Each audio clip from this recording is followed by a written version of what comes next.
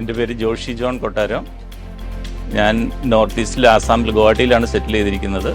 ഞാൻ ഇവിടെ PGS ലണ്ടൻ്റെ ലോഞ്ചിങ്ങിന് വേണ്ടി അറാബത്തിൻ്റെ സുഹൃത്ത് എന്നുള്ള നിലയിലും അതിൽ പാർട്ടിസിപ്പേറ്റ് ചെയ്യാൻ വേണ്ടി എത്തിയതാണ്.